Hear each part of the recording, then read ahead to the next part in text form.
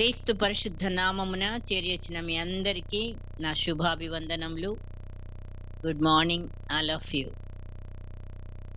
ఈ దినము కొరకై ఏర్పాటు చేయబడిన వాక్య పాఠము కీర్తనల గ్రంథము 34వ అధ్యాయము 18వ వచనం చదువుతున్నానండి. కీర్తనలు 34:18. విరిగిన హృదయము గలవారికి యెహోవా ఆసన్నుడు, నలిగిన మనస్సు గలవారిని ఆయన రక్షించును. దేవుడు తన పరిశుద్ధ వాక్కులను మనందరి హృదయములలో ఫలింపచేయునుగాక.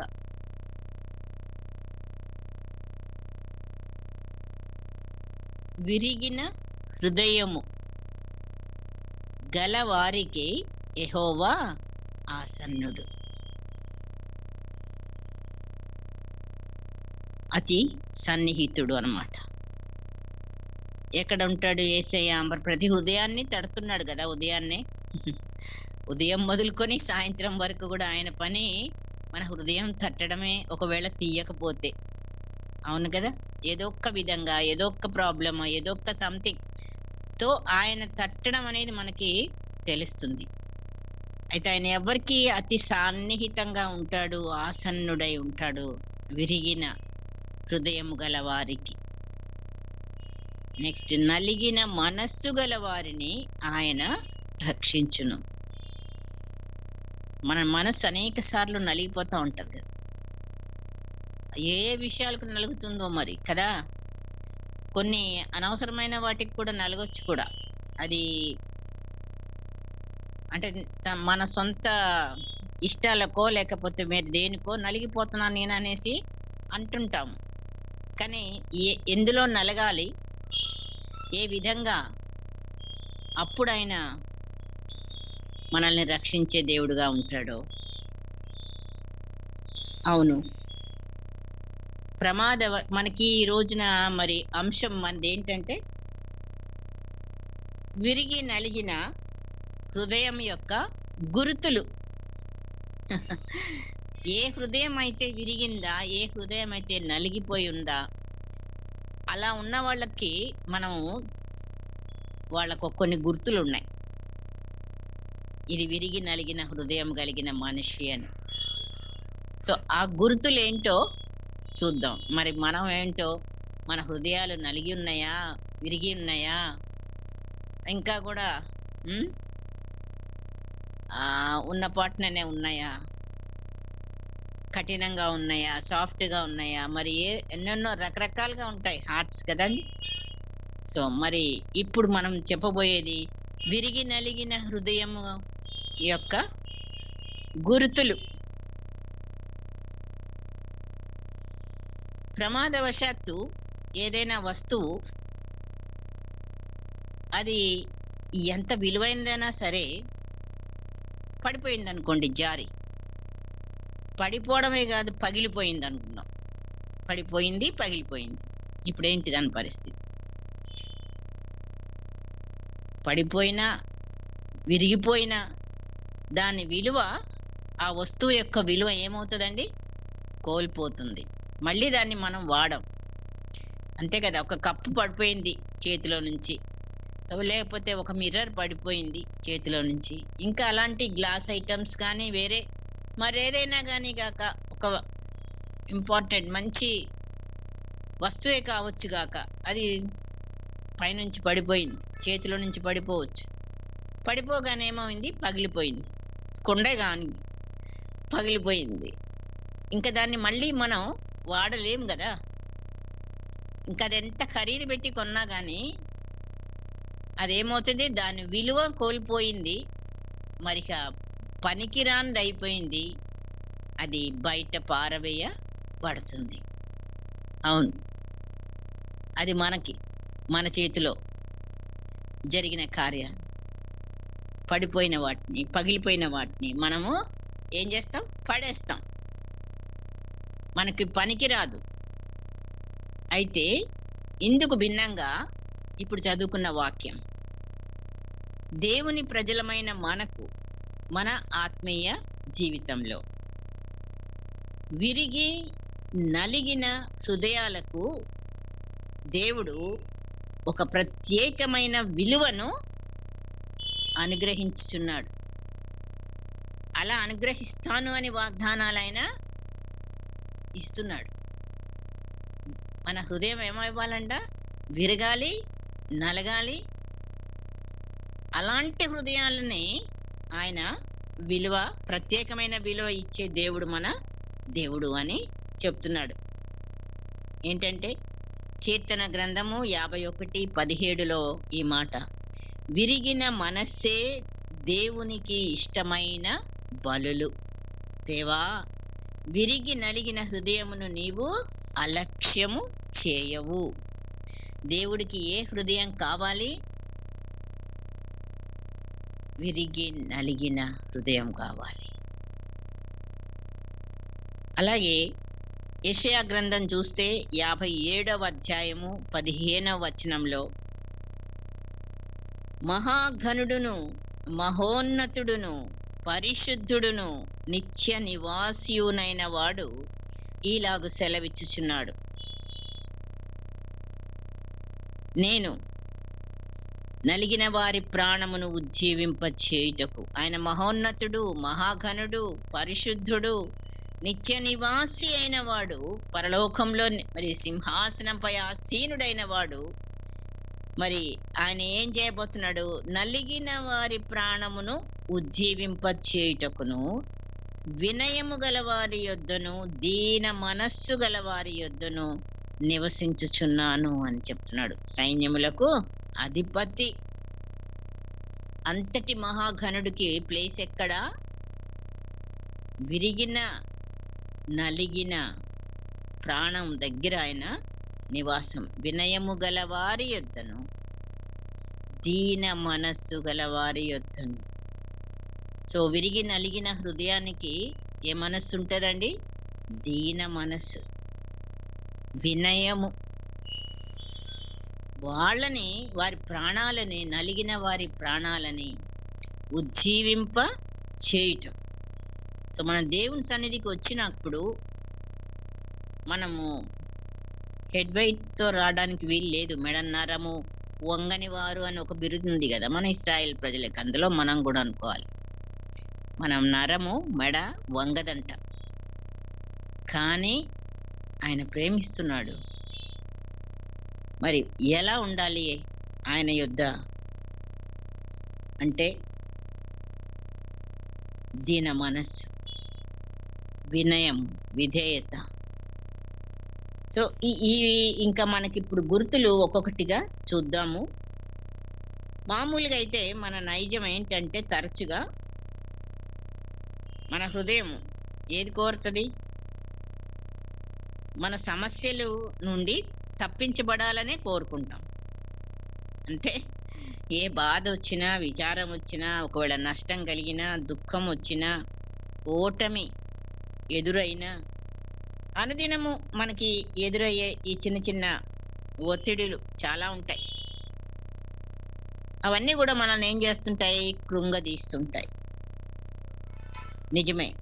కానీ వాటిని మనము తప్పించుకొని పారిపోవాలని కాదు, కానీ వాటిని సహించి, ఆ సహించటంలో మనకి ఏమొస్తుంది? విరిగి నలిగిన మనసు. వీటన్నిటి ద్వారా మనల్ని దేవుడు విరుస్తున్నాడు. ఇప్పుడు ఆయన చేతిలో మనం ఏమవ్వాలి? విరవబడాలి. మనం మన అనేకులకు ప్రార్థన చేస్తుంటాము. ఏమని? మనం కూడా ప్రార్థన చేసుకుంటా ఉంటాము. మన ప్రభువా, నీ చేతులతో నన్ను ఆశీర్వదించు తండ్రి అని మనం దేవుని యొక్క హస్తాలకు మనం అప్పగించుకుంటా ఉంటాం ఎవ్రీడే మార్నింగ్స్ కదండి. మనల్ని మనం అప్పగించుకొని, నీ ఆశీర్వాదం నా పైన, నా కుటుంబం పైన, నా బిడ్డల పైన, మనం కోరేదల్లా అదే. పొద్దున్న లేసి ఆశీర్వాదం, ఆశీర్వాదం, ఆశీర్వాదం. అవును, ఆశీర్వాదం కొరకు మరి చిన్న బాలుడు ఏం చేశాడు? రొట్టెలు, 5 రొట్టెలు 2 చేపలు యేసయ్య చేతిలో పెట్టాడు. ఆశీర్వదించాడు ఆయన. ఆశీర్వదించి ఆటోమేటిక్‌గా అట్లనే ఇచ్చేయలే శిష్యులకి పంచండి అని. ఒక పని చేశాడక్కడ. విరిచి, విరిచి. మనం ఆయన చేతిలోకెళ్ళితే మనల్ని మొదటగా ఆయన చేసే పని విరుచుట. రొట్టె పట్టుకొని చివరి రాత్రి మరి అనేక సార్లు వాళ్ళు భుజించినప్పుడు కూడాను రొట్టెతో ఆయన ప్రార్థించి దానిని విరిచి వారికిచ్చి. సో, ఆయన చేతులతో విరిచాడు అనంటే అది అనేకులకు ఆశీర్వాదకరంగా మారింది. 5 రొట్టెలు, 2 చేపలు ఎన్ని వేల మంది తిన్నారు. అలాగే నీవు, నేను ఆశీర్వాదకరంగా మార్చబడాలి అని ఎంతమందికైనా ఆ కోరిక ఉంటే 100% ఆయన చేతిలో మనమేమవ్వాలి? విరువబడాలి.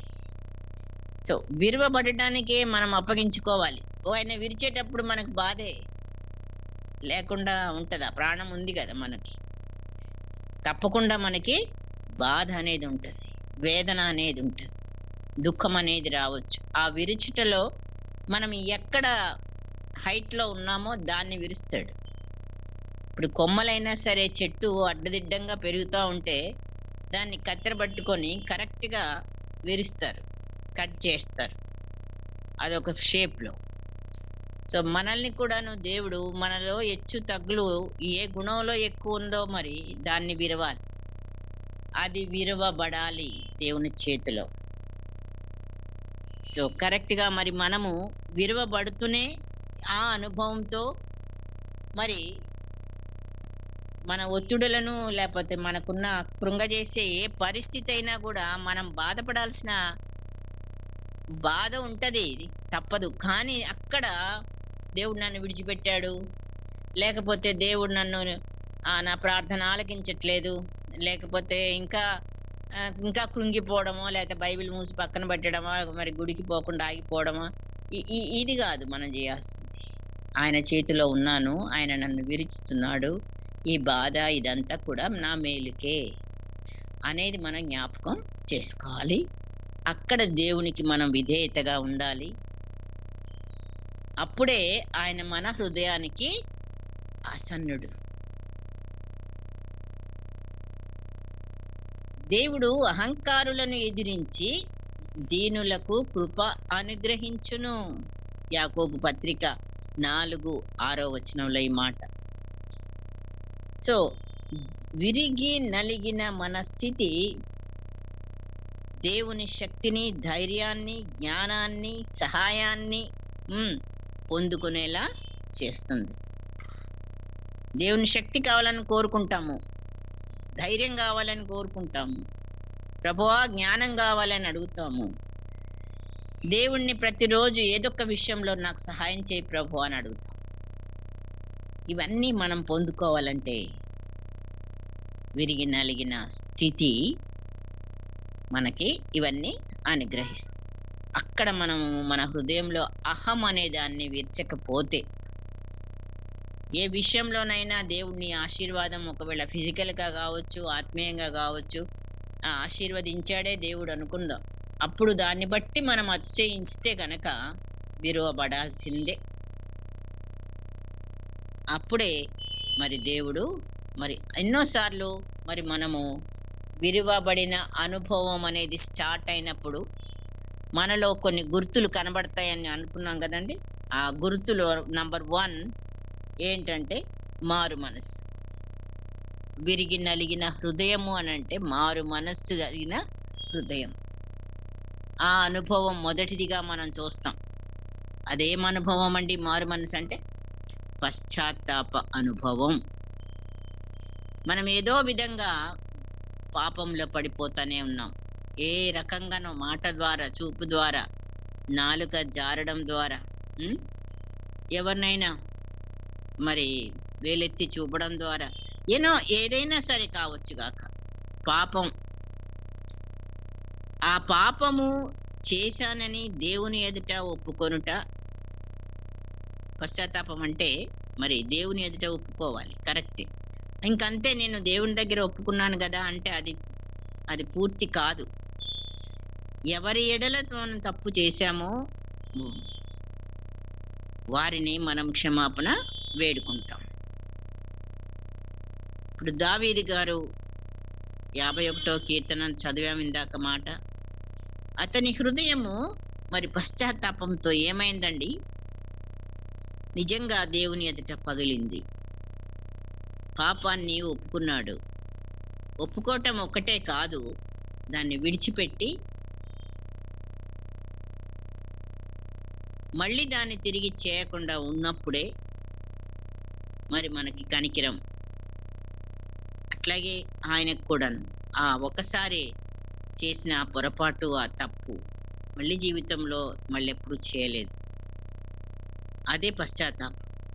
మనం చేసిందే మళ్ళీ మళ్ళీ ఎట్లాగూ క్షమాపణ ఉంది దేవుడి దగ్గర అని చెప్పి కంటిన్యూగా మనము ఆ తప్పులే రిపీట్ చేయటం, మరి అదెంతవరకు దేవుడు సహించగలడు?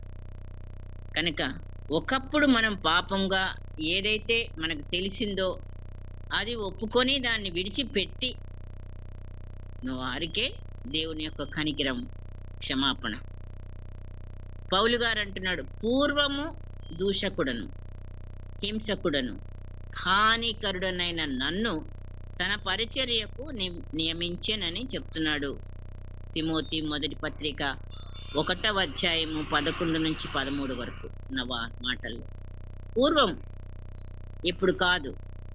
మనమైతే మరి అనేక సార్లు మనము పాపి నేను ఒప్పుకుంటాం, ఫలానా విషయంలో నేను చేసిన పొరపాటు ప్రభువా, నిజమే. కానీ దాన్ని మళ్ళీ మనం ఎన్నోసార్లు రిపీట్ చేయడం జరుగుతుంది. ఇది మరి మనం అనుకోవడమే.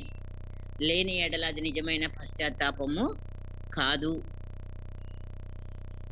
కాబట్టి పూర్వము దూషకుడునే, పూర్వము హింసకుడనే, హానికరుడనే పశ్చాత్తాపం పొందిన తర్వాత ఆయన తన పరిచర్యకు ఆయనను మరి నియమించుకున్నాడు. ఇంకంతేనా? పాపులలో ప్రధాన పాపిని అని కూడా ఒప్పుకున్నాడు. ఇప్పుడు మళ్ళీ పాపిగా ఉన్నాడా? కన్నో లేదు.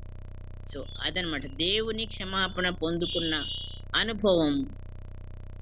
మరి దావీదు దగ్గర మనం చూస్తున్నాము, పౌలు దగ్గర చూస్తున్నాము. మళ్ళీ వాళ్ళు రిపీట్ చేసినట్టుగా మనము ఇక్కడ చూడము. సో మనం అక్కడ మరి నిజమైన పశ్చాత్తాపము, నిజమైన మారు మనసు. పాపం విషయంలో పరిశుద్ధాత్ముడు మనల్ని ఏం చేస్తాడు? ఒప్పింపజేస్తాడు. మనం నశించిన వారమని, అయోగ్యులమని, నరక పాత్రులమని మనం ఒప్పుకునే స్థితికి ఆయన మనల్ని తెస్తాడు. మనము ఊరికనే ఒక మాటలో కాదు, మన చేతల ద్వారా, మనకొచ్చే సంభవాల ద్వారా, మనకేమేమైతే జరుగుతున్నాయో నిత్య జీవితంలో, వాటన్నిటి ద్వారా మనము అయోగ్యులంగా అని ఒప్పుకునేదాకా, మనం నశించిపోయిన బిడ్డలమే అని ఒప్పుకునేదాకా, మనం నరకానికే పాత్రులము అని కూడా మనం ఒప్పుకునేదాకా ఆయన మనల్ని విరగొట్టుతూనే ఉంటాడు. మనలో ఉన్న గర్వం నంబర్ 1, ఫస్ట్ డంబం, ఏదో విషయంలో డంబం, తిరుగుబాటు స్వభావం పూర్తిగా తొలగిపోయేదాకా ఆయన మనతో పోరాడుతూనే ఉంటాడు.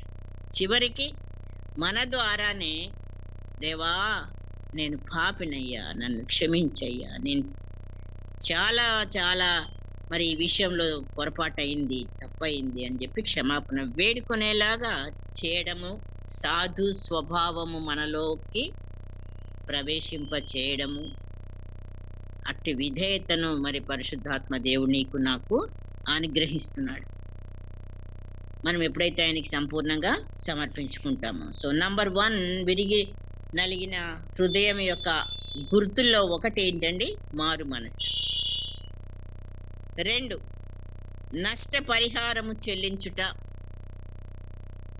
విలువబడిన వారిలో కనిపించే మరో లక్షణం, ఒకవేళ నష్టపరిహారం అంటే ఇప్పుడు నా వల్ల మరి ఎదుటి వ్యక్తికి ఏదైనా నష్టం జరిగిందే అనుకున్నా, లేదా ఒక మంచి హోదాలో ఉన్న వ్యక్తి ఆ ఎదుటి వ్యక్తి దగ్గర ఒక లంచం తీసుకోవడం సర్వసాధారణం అయిపోయింది కదా. ఇప్పుడు లంచం అంటే ఆ తప్పు కూడా కాదని, అది లెక్కలోకి రావట్లేదు.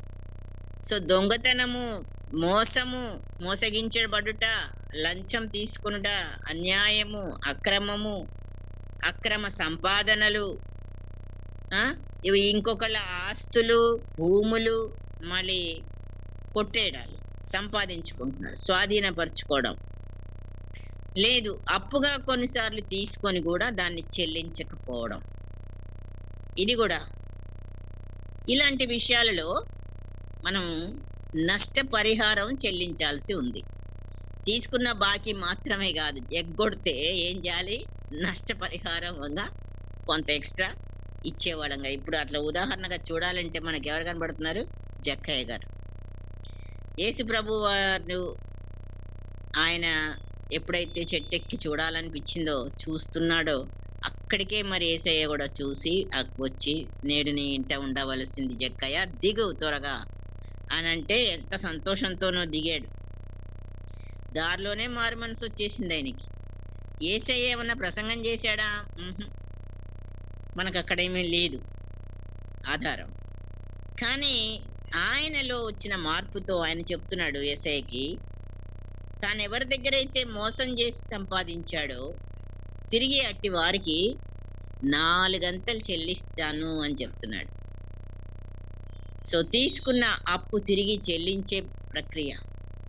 ఆక్రమించిన స్థలాలు, ఆస్తులు ఎక్స్‌ట్రా ఏమైనా గాని మనం గనక తీసుకున్నట్లయితే, వాటిని ప్లస్ నష్టపరిహారంగా గూడా ఎక్స్‌ట్రాగా మరి చెల్లించడం. తిరిగి వారిని అలా చేసినందుకు క్షమాపణ కోరడం. ఇది నష్టపరిహారం చెల్లించే గుణం. సో, విరిగి నలిగిన హృదయంకి మరొక గుర్తు ఏంటంటే, రెండోదిగా నష్టపరిహారం చెల్లించే గుణం. మూడవదిగా చూస్తే క్షమించే స్వభావం. అవును. ఇక్కడ మనం చాలా తప్పిపోతున్నాం. హృదయపూర్వకంగా ఒక వ్యక్తిని నిజంగా క్షమిస్తున్నామా? అఫ్‌కోర్స్ ఆ వ్యక్తి మన ఎడల తప్పు చేశారు. ఆ వ్యక్తి మన ఎడల తప్పిదం చేసినప్పుడు మొదట మన హృదయంలో ఆ వ్యక్తిని క్షమించాలి.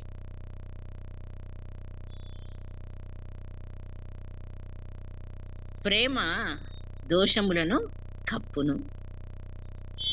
ఇంకా ప్రేమ అపకారమును మనస్సులో ఉంచుకొనదు. కాబట్టి ప్రేమతో మనం తప్పుని క్షమించే బిడ్డలంగా ఉన్నప్పుడు,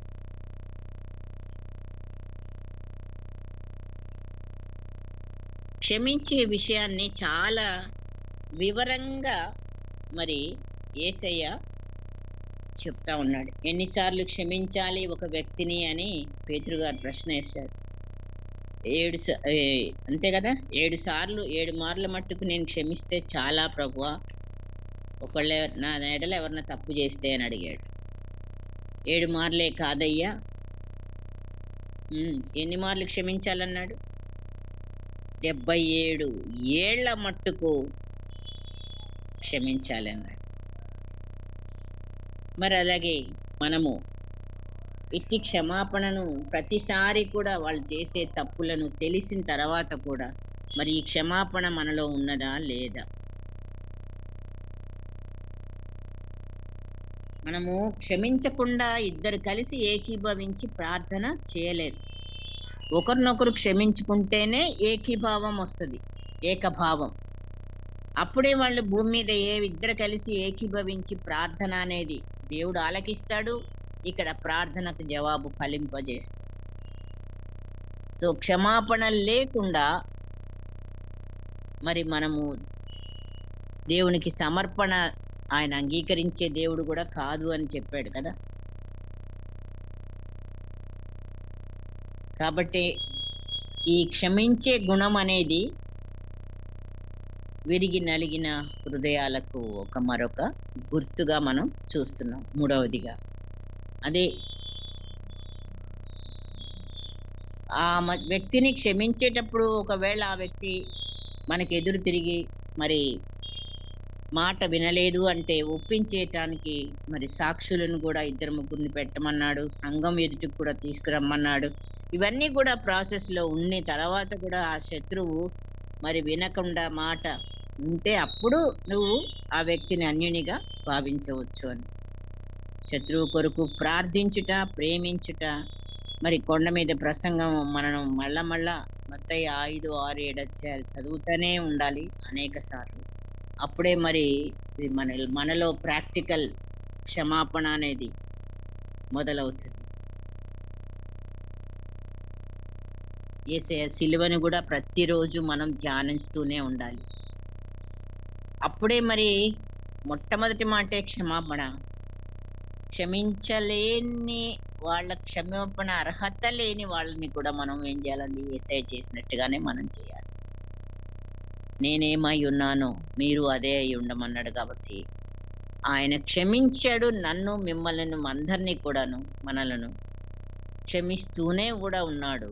మరి నువ్వు, నేను ఎవరి మీద గూడా ఇంకా గ్రడ్జెస్, కోపం, కక్ష, పగ మరి ఇవన్నీ మనకి సర్వసాధారణంగా ఉంటానే అండర్ కరెంట్‌గా వస్తుంది. కాబట్టి క్షమించలేని స్వభావం కొందరు మరణ పర్యంతం వరకు కూడా క్షమించకుండా ఎన్నిసార్లు గుర్తు చేసినా సరే వాళ్ళ తప్పిదాన్ని ఎదుటి వ్యక్తులందరికీ చెప్తా ఉంటారు. పలానా టైంలో పలానా తప్పు చేశారు, నాకు ఇది జరిగింది గనక నేను క్షమించలేను, క్షమించలేను అనే మాట. సో, ఆ విధంగా కక్ష, పగ, గతాన్ని మర్చిపోలేని పరిస్థితి ఉన్నట్లయితే అది విరిగి నలిగిన హృదయం లక్షణం కాదు మరి. కాబట్టి విరిగి నలిగిన హృదయము అనంటే మనం ఏదో ఒక కోణంలో మన హృదయం నలిగింది అనుకుందాం. మన హృదయం నలిగింది, విరిగింది. ఇంకా మనం మన హృదయంలోకి విరిగి నలిగిన స్వభావం వచ్చేసినట్టేనా? అందుకే మరి ఒక్కొక్క గుణం మనం చెప్పుకొని, ఆ గుణం, లక్షణం నాకుందా? నా హృదయం విరిగి నలిగిన హృదయంతో మనం సరిచేసుకోవచ్చా? మన తప్పిదాలను, పాపాలను దేవుడెలా క్షమించి మరెన్నటికీ జ్ఞాపకం చేసుకోను అన్న ఆ క్షమాపణ మనం పొందుకున్నాం. కానీ మనం ఇతరులను ఇంకా గూడా ద్వేషించే స్వభావము, క్షమించలేని మనస్తత్వంతో మనము ఎన్ని మంచి కార్యాలు చేసినా, ఎంత రెగ్యులర్‌గా చర్చికి వెళ్ళినా, ఎంత రెగ్యులర్‌గా బైబిల్ చదివినా, ప్రార్థించినా, ఆ హృదయంలో ఈ క్షమాపణ స్వభావం గనక లేనట్లయితే మనం సరి చేసుకుందాం. నాలుగవదిగా అన్యాయంగా శ్రమ పొందుచు సహించుట. పేతురు రాసిన మొదటి పత్రిక 2వ అధ్యాయము 19, 20 వచనాలండి. ఎవడైనను అన్యాయముగా శ్రమ పొందుచు దేవుడు చూచుచున్నాడని ఎరిగి దుఃఖమును సహించిన ఎడల అది హితమగును. తప్పిదమునకై దెబ్బలు తినినప్పుడు మీరు సహించిన ఎడల మీకేమి ఘనము? మేలు చేసి బాధపడినప్పుడు మీరు సహించిన ఎడల అది హితమగును. అందుకు మీరు పిలువబడితిరి. ఎవడైనా మరి అన్యాయంగా శ్రమ పొందుతుంటే మనం అసలు ఒక మాట కూడా పడవాయి. అన్యాయంగా ఎవరైనా అన్నారని చెప్పితేనే ఇక్కడ మనకి అంత కోపం వస్తుంది. సో, నిజంగానే ఎవరైనా మనకు అన్యాయం చేసినప్పుడు కూడా అన్యాయంగా మనం శ్రమ పొందుచు సహించుట, అది ప్రాక్టికల్‌గా మనకు రావాలి మరి. నేను విన్నాను మరి ఒక మాట, జాన్ వెస్లీ గారి భార్య అంట. భర్త జీవితాన్ని నిజంగా అగ్నిగుండంగా మార్చిన అతడు మెథడిస్ట్ సిద్ధాంత స్థాపకుడు అయి ఉండి కూడా ఎన్నడూ ఆమెను ఒక్క పరుష మాటైనా వ్యతిరేకంగా పలకలేదని.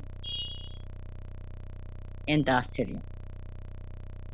సో, నిష్కారణంగా కొంతమంది ఇప్పుడు భార్యలు భర్తలను హింసించే, అన్యాయంగా అనుమానంతో, లేదా ఇంకా అది అలాగే భర్త కూడా భార్యని, కుటుంబాల్లో ఇవన్నీ సహజం వస్తుంటాయి. అన్యాయంగానే మాటలు పడాలి కొన్నిసార్లు. అప్పుడు మనము సహించినప్పుడు అది మనకి హితము అంటున్నాడు వాక్యం ద్వారా. మనం మేలు చేసి కీడు అనుభవించొచ్చు కదా! ఆళ్ళు లెక్క చేయకుండా మనకు మళ్ళీ తిరిగి మేలు గాదు గదా! కీడే తీసుకురావచ్చు గూడా. అయినా సరే మనము సహించినప్పుడు. మనం నిష్కారణంగా ఖండించబడి, శిక్షించబడి ఆ! మరి మౌనంగా ఉండుట. అది లోతైన అత్యంత దీనత్వానికి మనము దీన దీనత్వంలోకి మనమున్నాము అని. కొన్నిసార్లు అవమానం, కొన్నిసార్లు మనం ఎన్నో మరి మనము ఎంతో మరి కొన్ని మాటలు సహించి ఆటిని మనము లేసి మనం ఒక మాట అనకుండా, దూషించబడియు బదులు దూషించలేదు యేసయ్య. శ్రమ పట్టబడియు బెదిరింపక.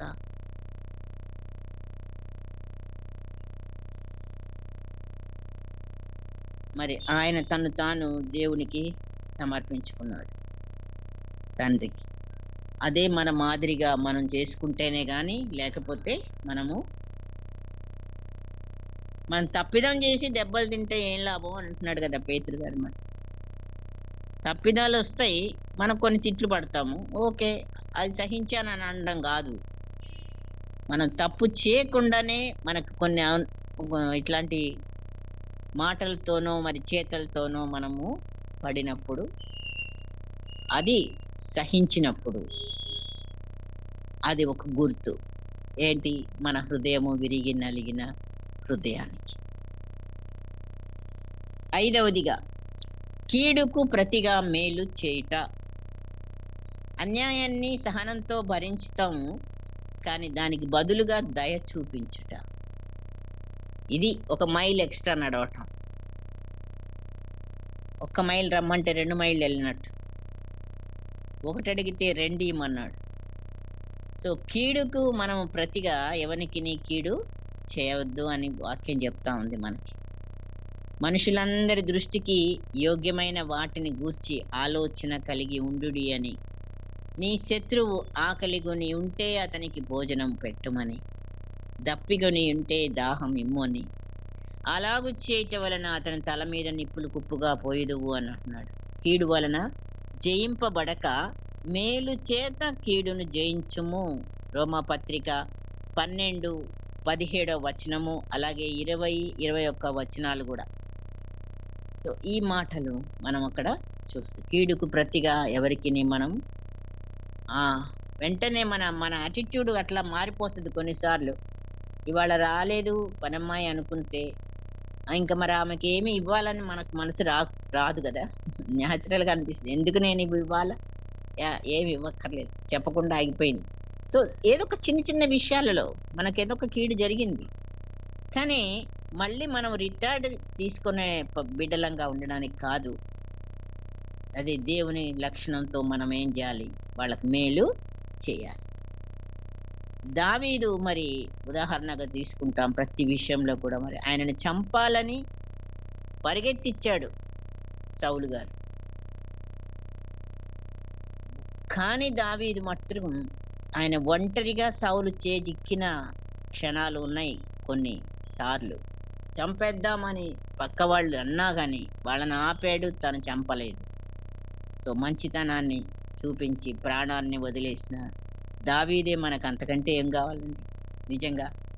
సో, కీడుకు ప్రతిగా మనం కీడు చేయటం మానేసి, ఆ కీడు చేసిన వాళ్ళకి మేలు చేశాను అనే ఒక మంచి గుణాన్ని మనం అలవర్చుకున్నప్పుడే మన హృదయము విరిగి నలిగిన హృదయం. సో, 5 లక్షణాలు చెప్పుకున్నాము. ఇంకా కూడా ఉన్నాయి టైము. మరి నెక్స్ట్ వీక్ కంటిన్యూ చేసుకోవచ్చు. మారు మనస్సు, పశ్చాత్తాపము, నష్టపరిహారము చెల్లించుట, క్షమించే స్వభావం, అన్యాయంగా శ్రమ పొందుచు సహించుట. 5 కీడుకు ప్రతిగా మేలు చేసే బిడ్డలంగా. పరిశుద్ధాత్మ దేవుడు ఈ వాక్యమును మనందరి హృదయంలో ఫలింపచేయునుగాక. ప్రార్థన చేసుకుందాం. పరిశుద్ధుడైన తండ్రి, నీకు లెక్కలేని వందనాలు, స్తోత్రాలు చెల్లిస్తున్నామయ్యా. మా హృదయాలు ఏ రీతిగా ఉన్నాయో, ఉప్పొంగుతున్నాయో దేనిని గూర్చి అతిశయించుచున్నాయో నువ్వెరిగిన దేవుడవు నాయన. అందుకే మమ్మల్ని మా యొక్క పరిస్థితుల ద్వారా మేము మా హృదయాలు విరిగి నలిగిన బిడ్డలం కావాలని, అక్కడ నీవు నివాసం చెయ్యాలని, అక్కడ మమ్మలను మీరు ఉజ్జీవింప చేయాలని, ప్రతి దినము కూడా మా హృదయాన్ని తడుతున్న తండ్రి, నీకు లెక్కలేని వందనాలు, స్తోత్రాలు చెల్లిస్తున్నాము. అయా, విరిగి నలిగిన హృదయమని ఎంతో ఈజీగా మాట్లాడతాం తండ్రి.